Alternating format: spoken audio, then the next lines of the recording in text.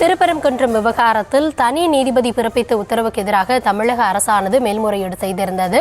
இன்று காலை அலுவல் பணி துவங்கியவுடனே முதல் வழக்காக அவசர வழக்காக நீதிபதிகள் அதனை ஏற்றுக்கொண்டு தற்பொழுது அந்த வழக்கின் விசாரணையானது துவங்கி நடைபெற்றுக் கொண்டிருக்கிறது. முதல்ல அரசு தரப்பு வாதங்கள் முன்வைக்கப்பட்ட நிலையில் தற்பொழுது தர்கா தரப்பிலிருந்து வாதங்கள் முன்வைக்கப்பட்டு வருகிறது. விவரங்களை வழங்கிக் கொண்டிருக்கிறார் நம்முடைய செய்தியாளர் ராஜேஷ்.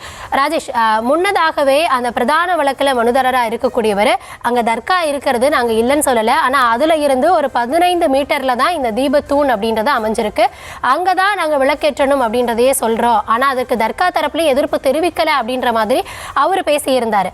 ஆனா தற்பொழுது தர்கா தரப்புல இருந்து வாதங்கள் முன்வைக்கப்படும் பொழுது இது மத உணர்வுகளை புண்படுத்தாதா அப்படின்ற கேள்வி எழுப்பி இருக்காங்க இல்லையா? சோ இதற்கு முன்னாடியும் அந்த தனி நீதிபதி விசாரணையின் போதும் தர்கா தரப்புல இருந்து இது போன்ற வாதங்கள் முன்வைக்கப்பட்டதா? இதற்கு முன்பு அதற்கான அந்த வாய்ப்புகள் இல்லாத ஒரு சூழலில் தற்போது இந்த விவகாரம் என்பது ஒரு பூதாகரமாக மாறி இருக்கின்றது, ஒரு பெரும் பிரச்சனையாக மாறி இருக்கிறது. இது வெறும் திருப்பரங்குன்றம் பிரச்சனை அல்லது மதுரையை ஒட்டிய பிரச்சனை என்றல்லாமல் ஒட்டுமொத்த தமிழ்நாட்டு மக்கள் கவனிக்கக்கூடிய ஒரு முக்கிய பிரச்சனையாக மாறி இருக்கின்றது. கிட்டத்தட்ட இந்த பிரச்சனை என்பது இந்து முஸ்லிம் பிரச்சனையாக மாறிவிடக் கூடாது என்பதிலே தமிழக அரசு கவனத்தோடு செயல்படுவதை பார்க்க முடிகின்றது. தொடர்ந்து இதில் ஒரு பதற்றமான சூழல் உருவாகிவிடக் கூடாது என்பதற்காகத்தான் கூடுதலான காவலர்களை அங்கே இறக்கி யாரும் மேலே செல்ல வேண்டாம் என்று தடுக்கப்பட்டதாகவும் அதிகாரிகள் தெரிவித்தனர். 100 வருடங்களாக இல்லாத ஒரு நடைமுறை புதிதாக கொண்டு வருவது ஏன் என கேள்வி எழுப்பப்பட்டிருக்கின்றது. இதனால் மத உணர்வு காயப்படாதா எனவும் தற்போது தர்கா சார்பில் ஆஜராகியிருக்கக்கூடிய வழக்கறிஞர் கேள்வி எழுப்பியிருக்கின்றார். மீண்டும் அரசு தரப்பிலே தற்போது வாதங்கள் வைக்கப்படுகின்றது. தொடர்ந்து மூல மனுதாரர் தரப்பிலே வாதங்கள் வைக்கப்படுகின்றது. தொடர்ந்து இந்த விஷயத்தை பொறுத்தவரை 3 தரப்பு வாதங்களையும் கேட்டு அதன் பிறகு இந்த தீர்ப்பு வழங்கப்பட இருக்கின்றது. திருப்பரங்குன்றம் சுப்பிரமணிய சுவாமி கோயிலிலே கார்த்திகை தீப திருவிழாவான நேற்றைய தினம் நடைபெற்ற கலைபரங்கள், தள்ளுமுள்ளு, அங்கு ஏற்பட்ட கைகலப்பு போன்றவை எல்லாம் பெரும் பிரச்சனையாக மாறி இருக்கின்றது. அதன் சம்பந்தமான அந்த மேல்முறையீடு தற்போது விசாரிக்கப்பட்டு வருகின்றது. நீதிபதி ஜெயச்சந்திரன் அவர்கள் விசாரித்து தற்போது தீர்ப்பு வழங்க இருக்கின்றார். எனவே இது ஒரு முக்கியமான விஷயமாக பார்க்கப்படுகின்றது. அதாவது மலை உச்சி பிள்ளையார் கோயில் முன்பு தீபத்தூணில் மாலை 6:05 மணிக்கு தீபம் ஏற்றப்பட்டது. ஆனால் மலை உச்சியில் இருக்கக்கூடிய தீபத்தூணில் தீபம் ஏற்றப்படவில்லை. இதுதான் இந்து முன்னணி பாஜகவினர் திரண்டு போராட்டம் செய்வதற்கான ஒரு முக்கிய காரணமாக இருந்தது. ஆனால் தமிழக அரசு, அறநிலையத்துறை உள்ளிட்ட பல தரப்பினர் சொல்லப்படக்கூடிய விஷயம் என்னவென்று சொன்னால், உச்சி பிள்ளையார் கோயில் முன்புதான் வழக்கமாக கடந்த 100 ஆண்டுகளாக தீபத்தூணிலே தீபம் ஏற்றப்பட்டு வருகின்றது. ஆனால் மலை உச்சியில இருக்கக்கூடிய மற்றொரு இடம், அங்கு ஒரு சிறிய தீபத்தூண் இருக்கிறது, அந்த இடத்தில் தீபம் ஏற்றுவது வழக்கம் கிடையாது என்று தெரிவிக்கப்பட்டு வருகின்றது. எனவே இந்த விவகாரத்தை பொறுத்தவரையில் 2 தரப்பில் யார் சொல்வது சரி, எதற்கு ஆதாரங்கள் இருக்கின்றது என்றும் தொடர்ந்து நீதிபதிகள் ஆய்வு செய்து வருகின்றார்கள். திருப்பரங்குன்றத்தின் மலையிலே தீபத்தூணில் தீபம் ஏற்றக்கூடிய உயர்நீதிமன்ற உத்தரவு நிறைவேற்றப்படாத காரணத்தினால் நேற்றைய தினம் அங்கு பெருந்திரளாக திரண்டு இந்து அமைப்பினர் பெரும் போராட்டங்களை முன்னெடுத்தனர். காவல்துறையினர் அவர்களை சமாதானப்படுத்த முயற்சிகளை மேற்கொண்டனர். ஆனால் யாரும் சமாதானம் அடைவதாகவோ காவல்துறையினர் சொல்வதை கேட்பதற்கும் தயாராக இல்லை. எங்களை அனுமதியுங்கள், நாங்கள் மேலே சென்று தீபத்தூணிலே, மலை உச்சியில இருக்கக்கூடிய தீபத்தூணிலே தீபத்தை ஏற்ற வேண்டும், நாங்கள் இந்துக்கள், எங்களுக்கு வழிவிடுங்கள், எங்களது கடமைகளை, எங்களது ஆசைகளை தடுக்காதீர்கள் என்று அவர்கள் கேள்வி எழுப்பினார்கள். ஆனால் நீதிமன்ற உத்தரவை தாண்டி எதையும் எங்களால் செய்ய முடியாது. எனவே நீதிமன்ற உத்தரவு, அரசினுடைய உத்தரவுகளுக்கு கட்டுப்பட்டுத்தான் நாங்கள் செய்ய முடியும். எனவே நீங்கள் ஒத்துழைப்பு கொடுக்க வேண்டும் என்றும் காவல்துறை சார்பிலே தெரிவிக்கப்பட்டது. தொடர்ந்து வாக்குவாதம், தள்ளுமுள்ளு ஏற்பட்ட நிலையில் தற்போது நீதிமன்றத்தில் இந்த விவகாரம் எதிரொலிக்க தொடங்கி இருக்கின்றது. திருப்பரங்குன்றத்தில் தற்போது 144 தடை உத்தரவு அறிவிக்கப்பட்டு செயல்பாட்டில் இருக்கக்கூடிய நிலையில் திருப்பரங்குன்றம் மலை மீது வழக்கத்திற்கு மாறாக சிக்கந்தர் தர்காவுக்கு அருகில் 15 மீட்டர் தொலைவில் இருக்கக்கூடிய தீபத்தூணில் கார்த்திகை தீபம் ஏற்ற வேண்டுமா, ஏற்ற கூடாதா, ஏற்ற முடியாதா என்பது சம்பந்தமாகத்தான் இந்த மேல்முறையீடு நடந்து கொண்டிருக்கிறது.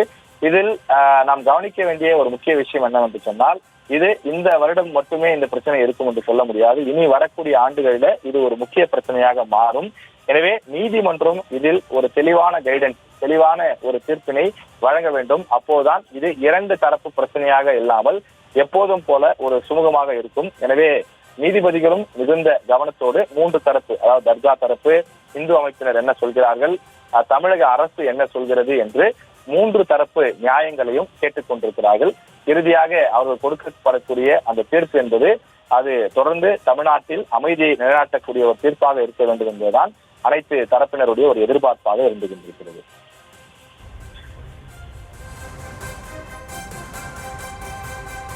ராஜேஷ், இந்தியாவை பொறுத்த வரைக்கும் அரசியலமைப்பினுடைய முகவுரையிலேயே செக்குலர் ஸ்டேட் அப்படின்ற, அதாவது மதச்சார்பற்ற ஒரு அரசாக, ஒரு நாடாக இந்தியா இருக்கும் அப்படின்றதா சொல்லப்பட்டிருக்கு. இந்த விவகாரத்தை பொறுத்த வரைக்கும் தர்கா தரப்புல இருந்து ஆட்சேபம் தெரிவிக்கப்பட்டால் என்ன விதமான முடிவுகளை நோக்கி இந்த வழக்கில் நம்ம நகர வேண்டியிருக்கும்?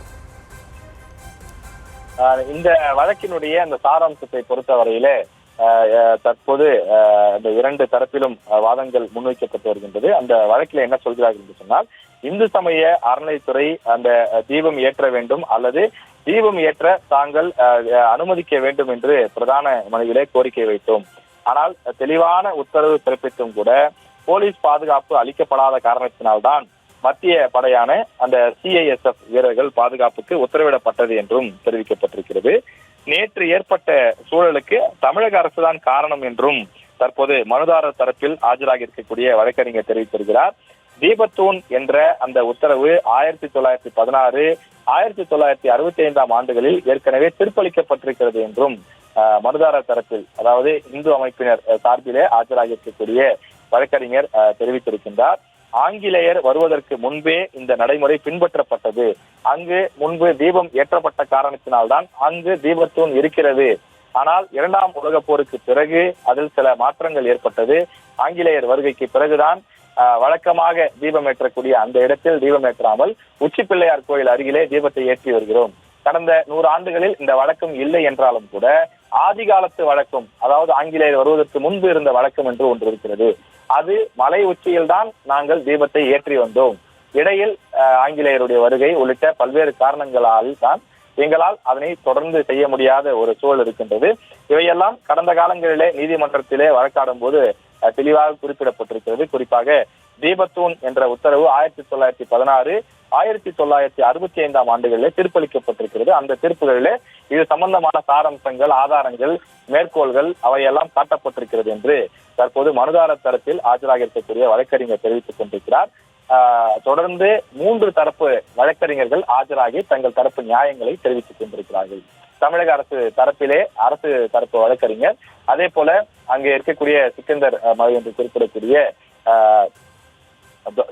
தர்கா தரப்பிலே ஆஜராகி இருக்கக்கூடிய வழக்கறிஞர், அவரும் தன் தரப்பு நியாயங்களை மத நல்லிணக்கம் காக்கப்பட வேண்டும் என்றும் தெரிவித்திருக்கின்றார். அதே போல இந்து அமைப்புகள் சார்பிலும் மனுதாரர் தற்போது ஆஜராகி இருக்கின்றார். அவர் தற்போது நாங்கள் ஏன் அந்த இடத்தை கேட்கிறோம், நாங்கள் புதிதாக ஒன்றும் அந்த இடத்தை கேட்கவில்லை, ஏற்கனவே இருந்த பழைய நடைமுறையை மீட்டுக் கொடுக்க வேண்டும், அது தமிழக அரசினுடைய கடமை என்ற அடிப்படையிலே தான் நாங்கள் தமிழக அரசை நாடியிருந்தோம். ஆனால் தமிழக அரசு அறநிலையத்துறை எங்களுக்கு செவிசாய்க்காத காரணத்தினால்தான் நாங்கள் நீதிமன்றத்தை நாடினோம். நீதிமன்றத்திலே எங்கள் நியாயங்களை எடுத்து வைத்தோம், ஆதாரங்களை கொடுத்தோம். அதன் அடிப்படையிலே தான் நீதிமன்றம் தெளிவான வழிகாட்டுதலை கொடுத்திருந்தது. ஆனால் நீதிமன்றத்தினுடைய உத்தரவு கடைபிடிக்கப்படவில்லை என்று தற்போது தெரிவித்திருக்கிறார்கள். போலீஸ் பாதுகாப்பு கேட்ட நிலையிலே CISF அந்த எங்கிருந்து வந்தது என்றும் நீதிபதிகள் கேள்வி எழுப்பியிருக்கிறார்கள். போலீஸ் பாதுகாப்பு அளிக்க மறுத்தது என எப்படி கூறுகிறீர்கள் என்றும் நீதிபதி கேள்வி எழுப்பியிருக்கின்றார். நீதிமன்ற அவமதிப்பு வழக்கு விசாரணையின் போது போலீசார் அமர்ந்திருந்தனர், அதுவே சாட்சி என்று மனுதாரர் தரப்பிலே தற்போது வாதங்கள் வைக்கப்பட்டிருக்கின்றது. காவல்துறை அமர்ந்திருந்தது வேறு வழக்கு என்று அரசு தரப்பில் தெரிவிக்கப்பட்டிருக்கிறது. அதாவது இந்த வழக்கிலே தற்போது அனைவருக்கும் ஒரு பெரிய கேள்வியாக எழுந்திருப்பது, நீதிமன்றம் தீர்ப்பு கொடுத்தால் அதனை காக்க வேண்டிய, செயல்படுத்த வேண்டிய இடத்தில் காவல்துறை, அதாவது தமிழக அரசினுடைய காவல்துறை தானே இருக்கிறது. இதற்காக மத்திய பாதுகாப்பு படை என்று சொல்லக்கூடிய அந்த CISF வீரர்களை களத்தில் இருக்கிறீர்கள். அவர்களுடைய வேலை என்ன? அவர்களை கோவிலுக்கு செல்வதோ, தீபத்தை ஏற்றுவதற்கு பாதுகாப்பு கொடுப்பதோ, பொதுமக்களுக்கு அவர்கள் பொது இடங்களில பாதுகாப்பு கொடுப்பதோ அவர்களுடைய வேலை கிடையாது அல்லவா? நீதிமன்றத்தில் அவர்களுக்கு பாதுகாப்பு கொடுப்பதற்காகத்தானே அந்த பணி கொடுக்கப்பட்டிருக்கிறது என்று கேள்வி எழுப்பியிருக்கிறார்கள். இது சம்பந்தமான கேள்விகள் தற்போது நீதிமன்றத்தில் முன்வைக்கப்பட்டிருக்கிறது.